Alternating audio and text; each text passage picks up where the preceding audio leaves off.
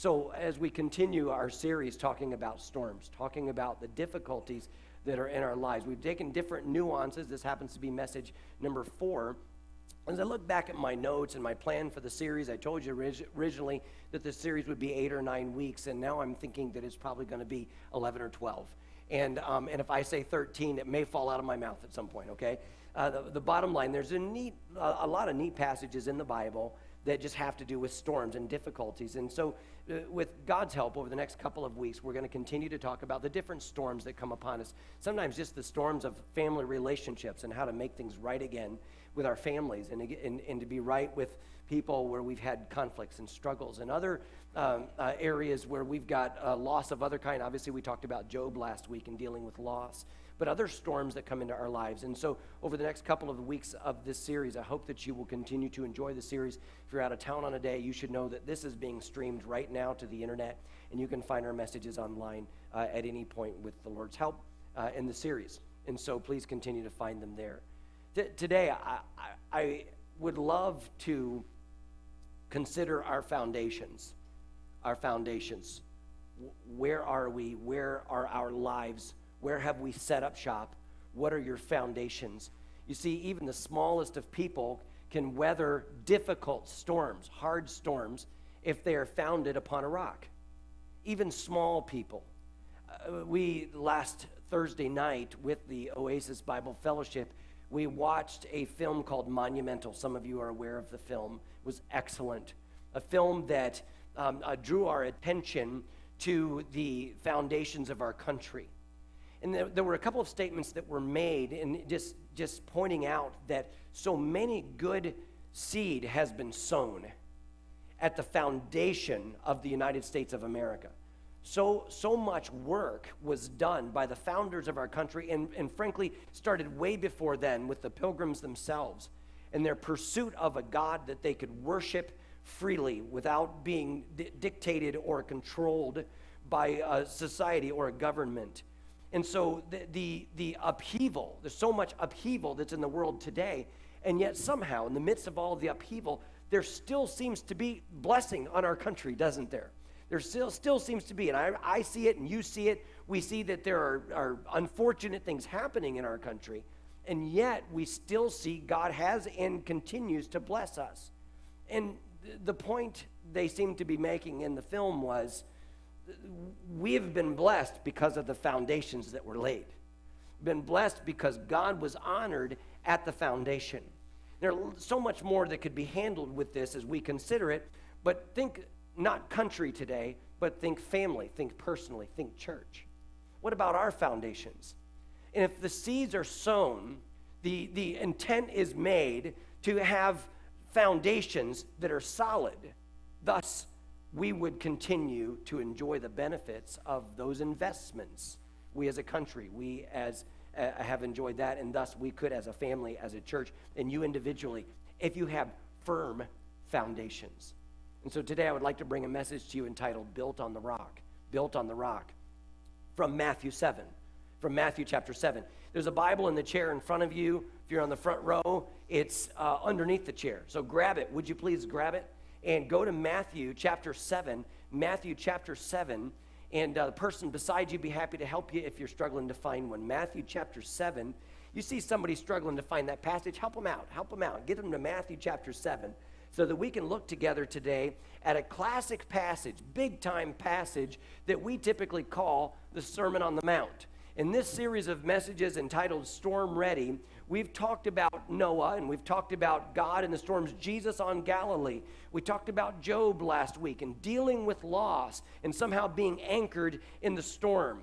And we're talking not just about storms, physical storms, storms that blow away your house or that blow away the neighbor's shed, but we're talking about storms that blow into our hearts and our lives, storms of heartache and storms of loss and isolation, storms of death that come upon families, storms of rejection, storms of sin and corruption. And so as we consider this today, my question for you is this: are you built on the rock? Have you built your life on the rock? Now, when we talk about the Sermon on the Mount, it's only coincidental, it seems, that Jesus teaches this up on a mountain. There's no indication that it was, for that matter, a rock of any sort where he was teaching this. Today, they suspect that they have looked at this, and many people believe that this mountain is right on the edge of the Sea of Galilee. Other people believe it's Mount Tabor, and a lot of good people disagree. That probably that we discover the exact mountain is not that important, but that rather we recognize that Jesus was up there with Galilean people, and as you read the Bible and know a little bit about Galilee, you need to know it's not Jerusalem. It's not where all the money was. It's not where all the education was. It's where all the real people were. All the real people are in Galilee, and frankly, if you were in Jerusalem and had been brought up that way, and among the arrogance that can be in high society, you probably would have looked down on the Galileans. You probably would have been too excited about the Galileans. In fact, I bet you would have found a Hebrew word that meant lowlife, and you would have just said, that's what it is. This group of people, and they just were not noticed and recognized. Solomon at one point gave the gift of a bunch of cities in Galilee to Hiram, the king of Tyre, and Tyre said it's worthless. It's worthless. He didn't even want it because he said Galilee is just, it's that way. It's worthless and it's low. And so it's crazy that Jesus, the Son of God, would come to, of all places, to set up his office, and he sets up his office on earth in Galilee and does so among low-life people, among real people, people that would not have been highly educated, people that certainly didn't have a lot of money, but people who understood, it seems, their need for God and understood their need for the principles of God. And so Jesus would come to them, and honestly, if you wanted to try to assign a title to the Sermon on the Mount, you might call it Higher Living or Rising Up or Great Living, something like this. And as we talk a little bit today, we will work a little harder on that. But the bottom line is Jesus is going to give and deliver this message on the Sea of Galilee or off the Sea of Galilee on a mountain there nearby. And he closes his sermon with an illustration, a story. He closes the sermon. Greatest sermon you can imagine that's ever been recorded. And Jesus, of course, if there's a greater sermon, it must have been preached by Jesus while he was here on this earth. Jesus, who brings this sermon, and he closes it, closes his conversation with this group of people with the story that is our focus today. So, Matthew 7, verse 24. Matthew 7:24.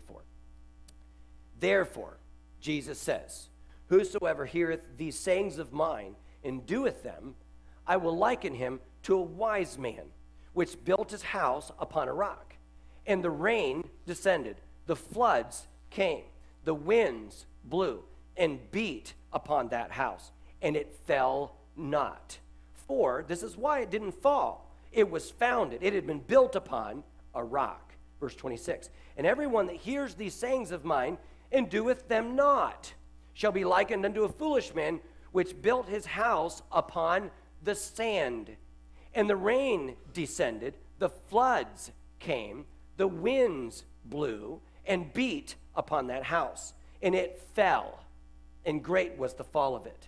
And it came to pass, when Jesus had ended these sayings, the people were astonished at his doctrine. He taught them as one having authority, and not as the scribes. And so Jesus, in this sermon, he lays out some prescriptions for high living. He lays out some descriptions for a better life.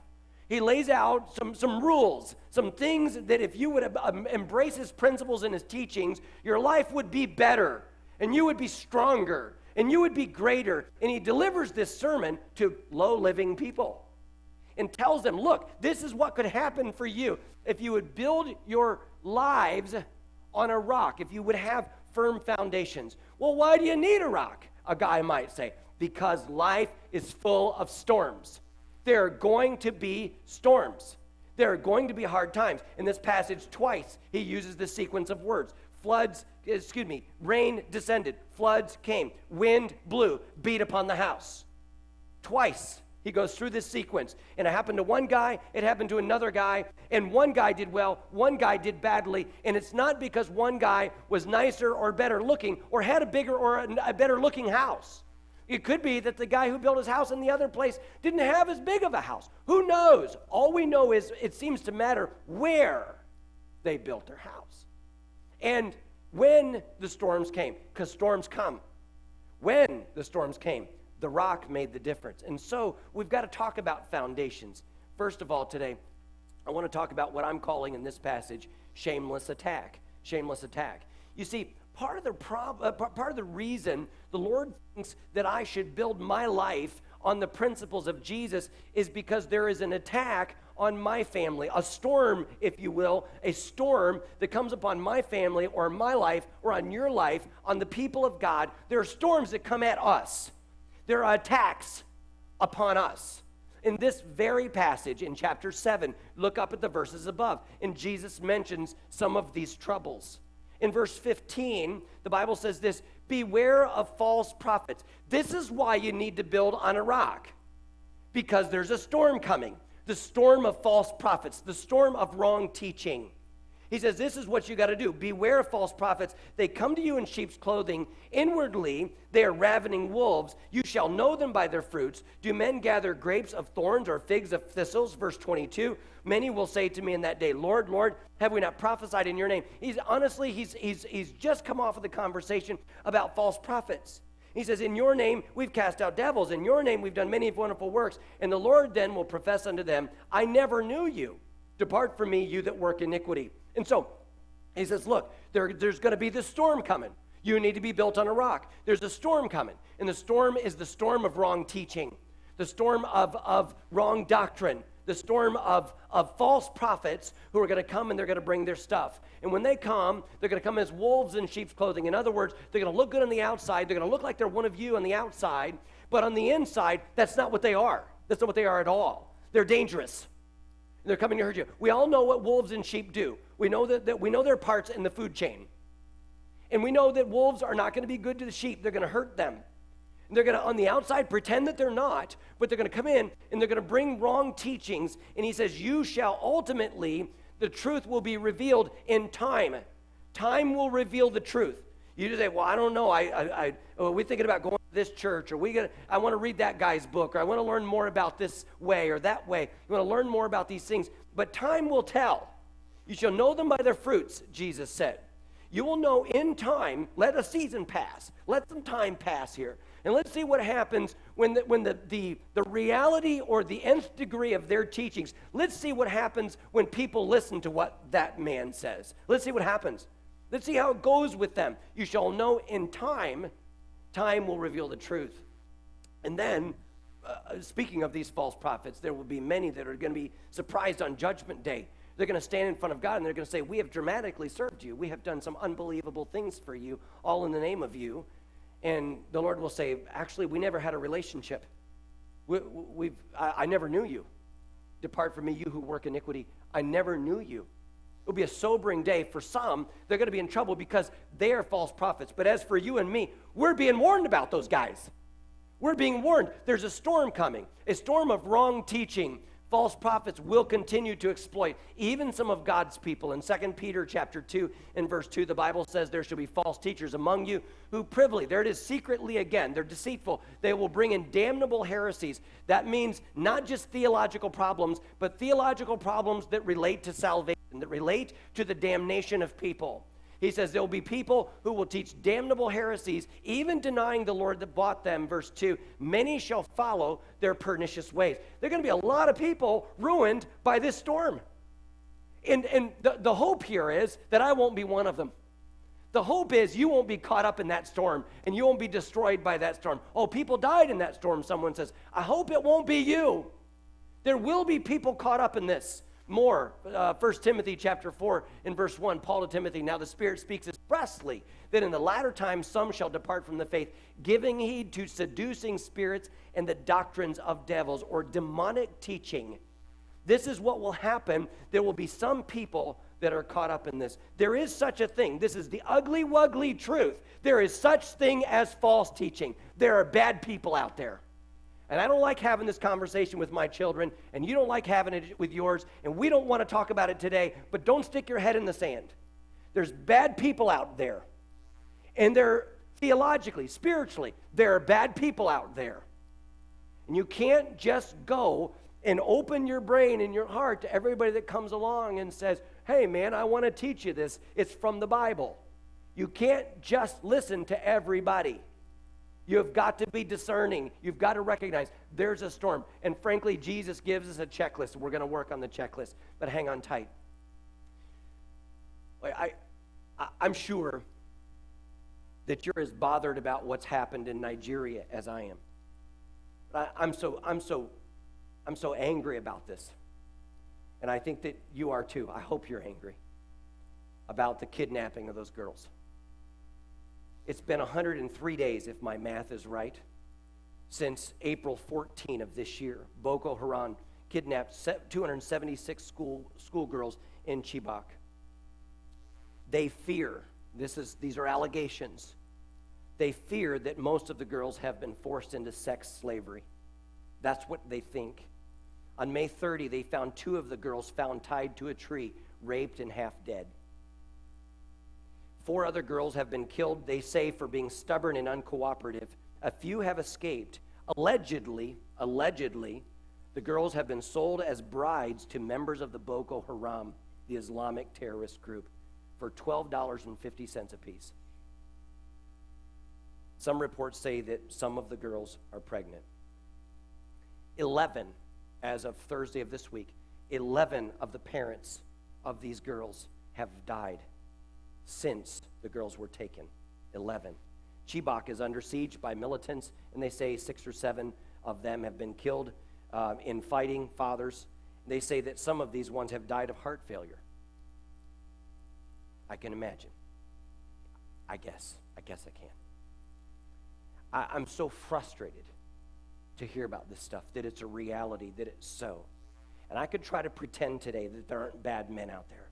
I could try to pretend today that there's no vile thing on this earth, and that we got to provide mercy and love to everybody.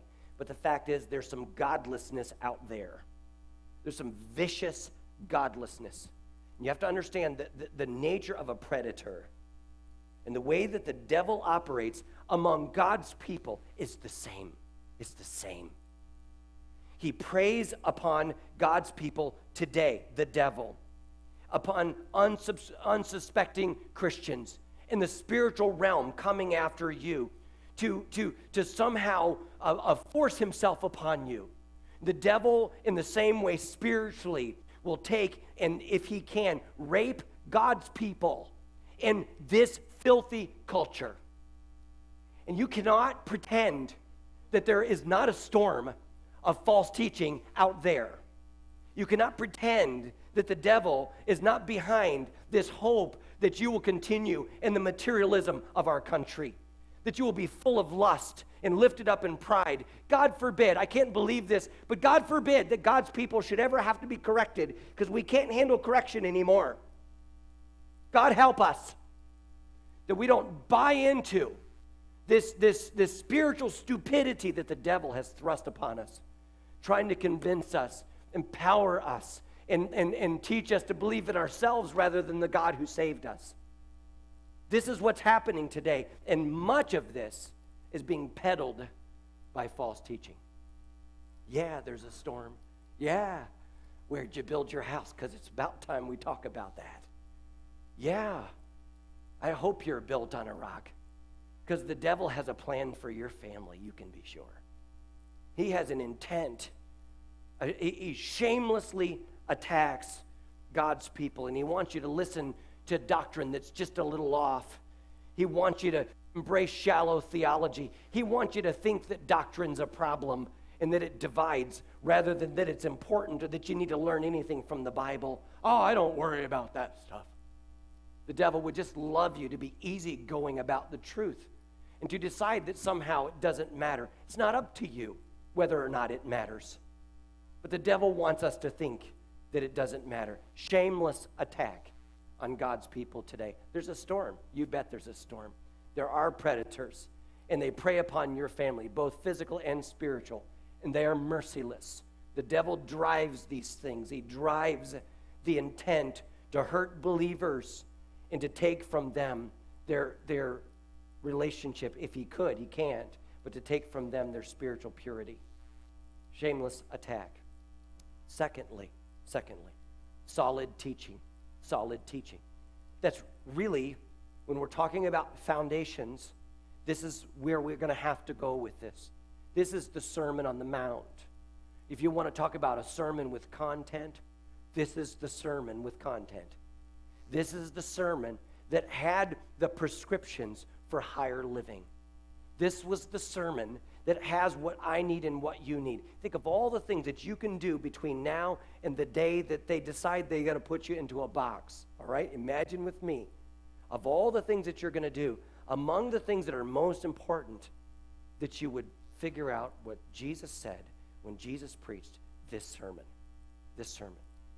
He starts out the sermon with a series of what we call Beatitudes, which is just $1 million word for this first 8 or 10 verses that start out blessed, blessed, blessed. And he will repeat over and over again, different groups are blessed. And he doesn't start out with the ones who are big and shiny. In fact, he doesn't even mention them in his list. Remember, he's talking to Galileans. Before I tell you those blessings, first things first. The word blessed is translated from a Greek term, and it's the word macro or macros. Well, we all know what macro means. It means big, it means great, it means large. And what Jesus is saying is, hey, little people, you could be great people. You could be great people if you get on board with the teachings of God. Little people. It's not about, yes, I know it's not about us being large and great, but what God is saying is you will be great if you get a hold of the teachings of God. Little people. Blessed people that are small can be great if they will buy into the teachings of Jesus. Blessed, he'll say in these passages, blessed are the poor in spirit. Blessed are they that mourn. Blessed are the meek. Blessed are those that hunger and thirst after righteousness. Blessed are the merciful. Blessed are the pure in heart. Blessed are the peacemakers. Blessed are those who are persecuted for righteousness' sake. And Jesus, you can just imagine these people shaking their heads like, wow, this guy is not a religious highfalutin. He's talking to us. If you weren't in that first group and that first list of people there, then you weren't from Galilee.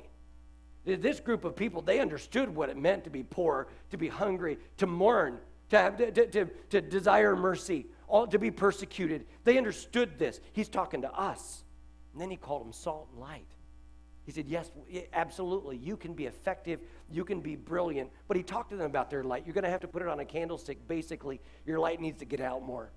All right? You are brilliant. You're the light of the world. But you're going to have to get out on the candlestick instead of hiding this thing. You are brilliant. This is Jesus talking to little people. And then Jesus gives them what I'm basically calling the 13 rules. 13 rock-solid life rules. Jesus lays them in front of them. He said, first of all, value people. Hate is the same as murder. If we treat people with contempt, it will adversely affect our ministry. Remember what he said? He said, yeah, if you hate your brother, you got a problem with your brother, leave your gift at the altar. God didn't want it. Leave it. You need to go make it right because people matter. Value people. Rule number 2, clean up your mind.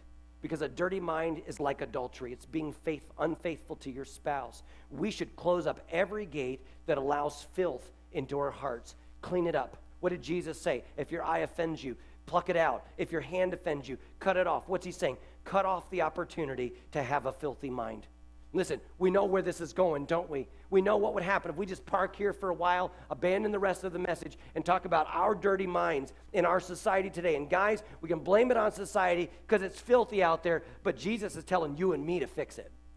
He's telling us to fix it.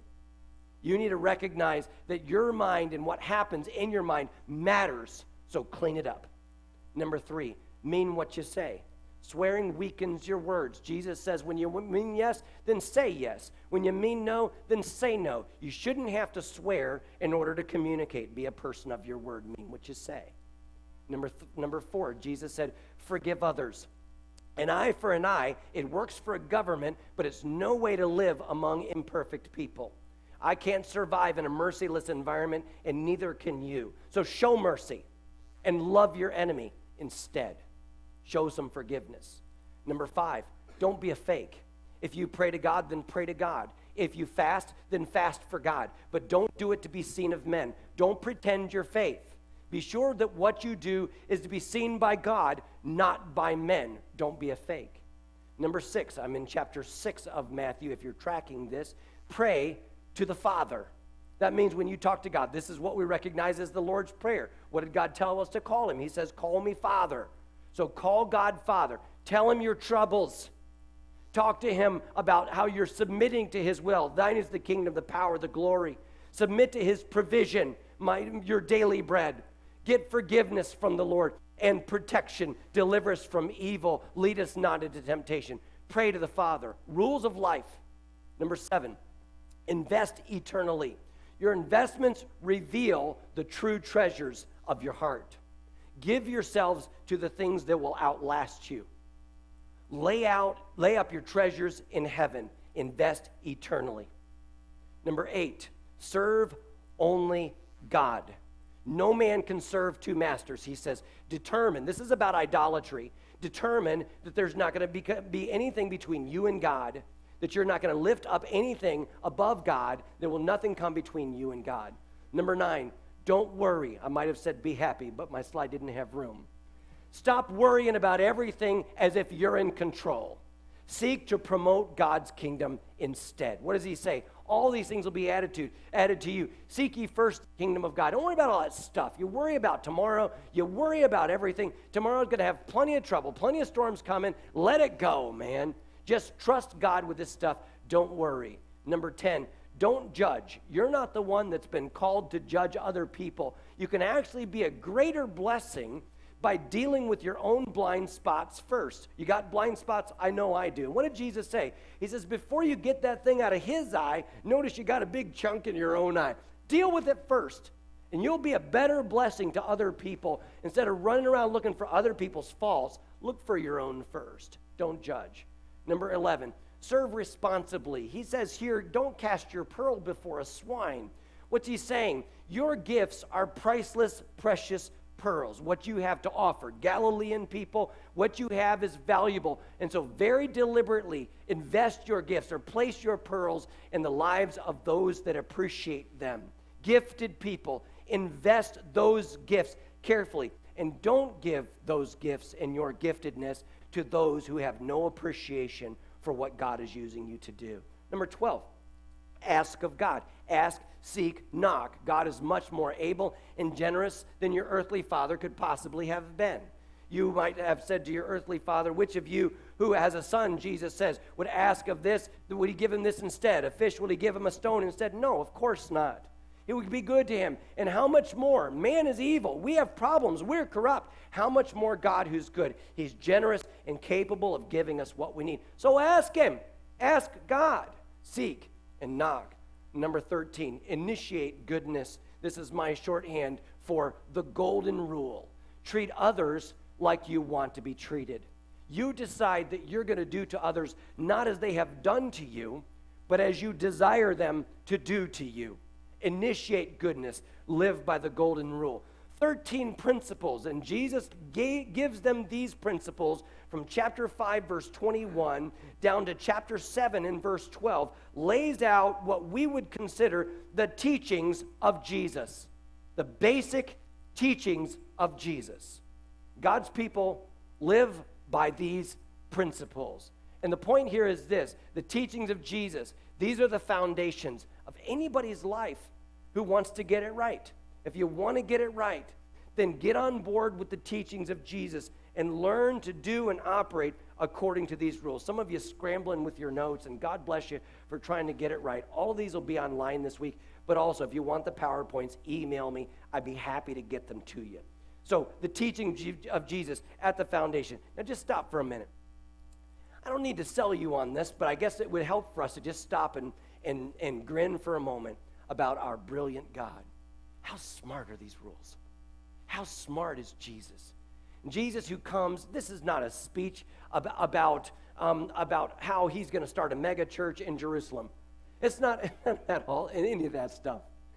Jesus very generously giving us low-life people the principles that we need for life.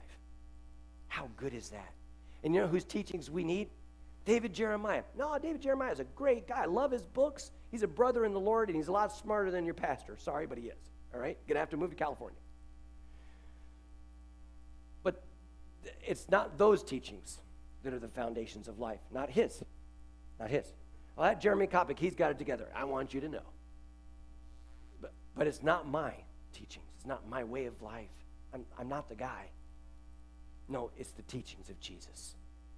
God's people, if there could be a success today, it would be when you stopped getting all of your spiritual food secondhand. Get it from the Bible. This is Matthew 5, 6, and 7. Matthew 5, 6, and 7. Would you say that with me, please? Matthew 5, 6, and 7. This is the Sermon on the Mount. This is the sermon. This is where you and I should be studying till the day we die. These are the teachings of the Son of God, who came and said, you know what? I can take your small little world, your small little life, and I can make you great. But listen up, listen up. I can make you small Galilean people great. But these are the principles. These are the rules. I encourage you today, determine that you're not going to be among the group of people that select the wrong teacher. And decide that you're going to be influenced by the wrong person. How firm a foundation, you saints of the Lord, is laid for us, God's people, in his excellent word. Our firm foundation is in this book.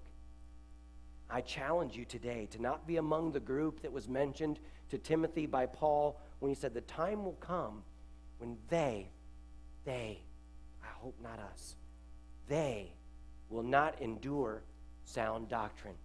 But according to their lust, because of their desires, because of just the way they want it. I want a preacher who's going to make me feel good about myself. Because of their own lusts, they shall heap to themselves teachers having itching ears. You've heard of eye candy? There are some people that are looking for ear candy every Sunday. And they go to the person that's going to give them the most candy. And so they go because that guy gives me candy, and I didn't care for that because there were some greens, and I don't do salads. All right? I'm not into Brussels sprouts. And frankly, we're not even into meat and potatoes. I'm quite happy to go to the candy bar. And I'm telling you, God's people, this is not the way it's supposed to be. I don't mean go to the person that offends you the most. I don't mean go to the meanest preacher. It's not what the Bible says at all. This is about sound doctrine. We want to go to the one who's teaching us the word. With God's help, there's going to be an environment of the word here with God's help. But I remind you, I'm not the guy. I'm not the guy. Jesus is the man. Jesus is the one. And so the rest of us, let's get on board with the teachings of Jesus and determine that we're not going to be among the people who want ear candy.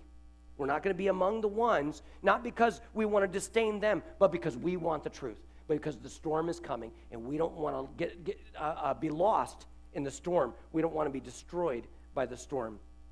These truths should be laid at the foundation of your life by God's grace so that you will survive the storm of false teaching. Shameless attack. Don't even wonder if the storm's coming. It's coming. It comes. It's all around us. Solid teaching. And lastly, stable living. Stable living. So quickly, we're going to wrap this up. 3 quick warnings that Jesus offers as he wraps things up in chapter 7. Number 1, take the tougher path. Do not assume that the easy path is the way to go. He talks about the narrow and the broad way. The way of life can be narrow, sometimes even difficult. It's seldom best to take the easy path. The Lord's path, or the Bible way, can many times be harder, better, higher, but harder. Warning number 2, watch out. This was the whole conversation we had about false teachers earlier.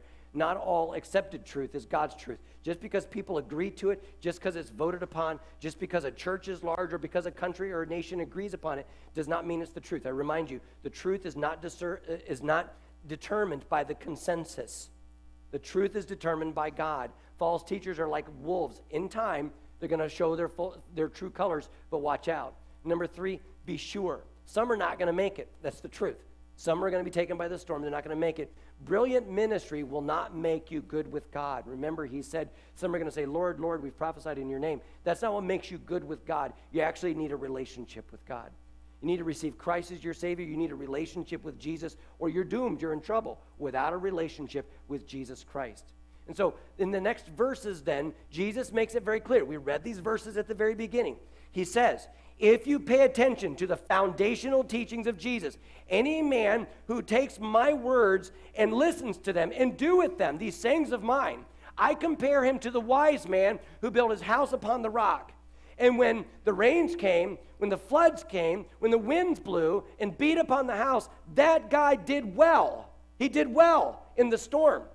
But there's, on the other hand, the ones who hear these words of mine and do not do them or reject them. They don't want what Jesus has got to say. You don't want these principles for life. He says, actually, that would be more like the foolish guy, because the rains come, the winds come, the floods come and beat upon that house, and that house does not do well.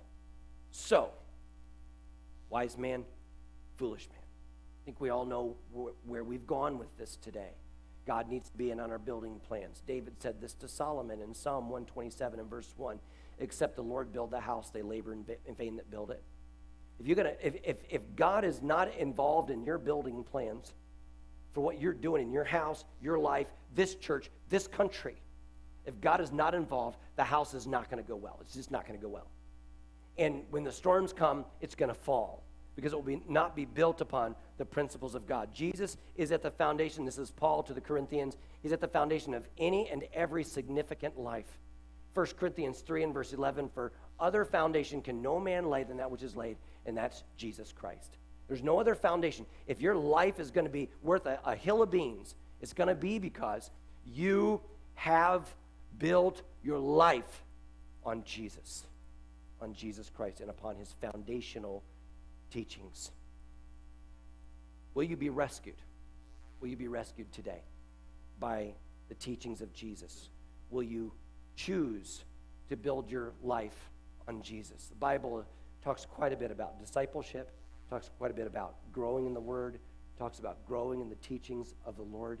All of these things, Peter has wonderful formula in 2 Peter chapter 1. Love to spend some time there today. I did my best to spare you of all the extras, mostly because we don't have time.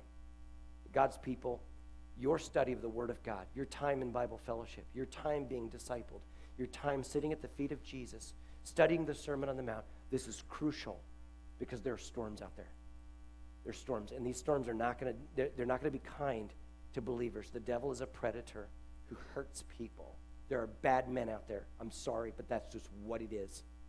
And you cannot possibly survive, do well, without building into your foundations the teachings of God, the teachings of Jesus. Will you be rescued, or will you be destroyed? Where you choose to build your house, it turns out, is more important than the size of your house. Where you choose to build your house is more important than even the money that it seems like you might put into your house. Imagine some of these sinkholes. They lost part of that Corvette museum this last year, and you can do some studies on this stuff. There's a sinkhole, they say, that's some 1,500 feet deep. That's unbelievable that there are sinkholes that are that deep. Sinkholes under the water, you say, well, I don't know that would count. Well, it sure creates some caves and some glorious things in some very dark holes. Unbelievable if you find this beautiful house and then there is this broken foundation. And whether you're shopping down off of Carpenter Road and there's this beautiful house, and why is it so cheap? Why is it so cheap? Yeah, due diligence, man, I'm telling you. Check the foundation. Why? Because it matters where you build. It matters where you place your house. I encourage you today that location matters, and therefore build your life on Jesus Christ. Shameless attack, storm coming. Solid teaching comes from Jesus. That stable life only on the Lord. Listen, you can do this. I'm not talking to people today that are not inclined to the Lord. You drove into a church when you came today with the intent of meeting with God's people, of worshiping God, gathering around his word. And so I know that you have every intent to build your lives on Jesus Christ, and I'm telling you to do it. You know, if you'll be critical, remember, dealing with your own faults instead of the faults of others, if you'll be critical of and very carefully and deliberately go through that list of 13, if you'll go through those teachings, go back through the Matthew 5, 6, and 7, and you will learn that there are areas in your life that, frankly, have some trouble. And what do people do? Well, they got an issue with this over here. We got to fix that roof. We got an issue with the roof. We got to go over here and deal with this issue. The floor is cracked over in this room, and we got to try to see what we can do with this and see if we can make that work. The floor is sagging over here, and got to get in this crawl space and see if we can do this over here. What do? We see the problems, we deal with them. We deal with them. And Christian, this is what I'm asking you to do today. Look at the teachings of Jesus and recognize that these are not negotiations. Jesus is not putting out a weather balloon to see if you like this stuff. He's not saying try it if you want. He's saying, well, you're either going to do well in the storm or you're not. You want to do well in the storm? This is what it's going to take. Get on board with these principles and embrace the teachings of Jesus. Even the smallest of people can weather the storms of life if they're founded upon a rock. In Proverbs, there are a couple of, I think, obscure passages. One of them in Proverbs chapter 30, penned not by Solomon this time, but by a man by the name of Agur, who was a collector of wisdom, and he shares his wisdom in Proverbs chapter 30. And in Proverbs 30, he tells some stories, and among the stories that he tells about 4 things, he says, that are exceedingly wise. Well, literally, it means that they are beyond wise. They are beyond wise, 4 things. And he lists 4 things that are it seems not so big, but at the same time, very, very wise and beyond wise. And among those 4 things, the second out of the 4 he mentions in your King James Bible is translated coney, speaking of the rock badger. And you can go even today to Israel, and you can see these bunny-like creatures, somewhere between a bunny and a badger, as the best I can do. This little thing, almost maybe like a prairie dog, put them all together, okay, shake it up, and no, don't do that. But the point is, this thing's hopping around the rocks still in Israel today, these rock badgers. And Solomon mentions these things. Now here, this is a marvelous thing. Other than Jesus, the wisest man that ever lived, and he's talking about this little thing that you could see at the zoo. And it doesn't seem to make a lot of sense. Someone say, well, why is Solomon so impressed with this thing? And why does he decide that this is wise, exceedingly wise, beyond wise? What's so brilliant about this little rodent-style creature? What's so brilliant about the coney? The Bible says this, there be 4 things that are little upon the earth, but they are exceeding wise. Verse 26 of Proverbs 30, the conies are a feeble folk. Feeble. I'm still not sold. Yet they make their houses in the rocks. In the rocks. Feeble literally means the opposite of large, the opposite of mighty. They're small. They're like Galileans who sat one day at the feet of the greatest teacher who ever walked this earth. And they learned that even small people can do very well in the storms of life if they will get on board with the teachings of Jesus. Small, feeble, and yet firm, built upon the rock. Would you bow your heads with me, please?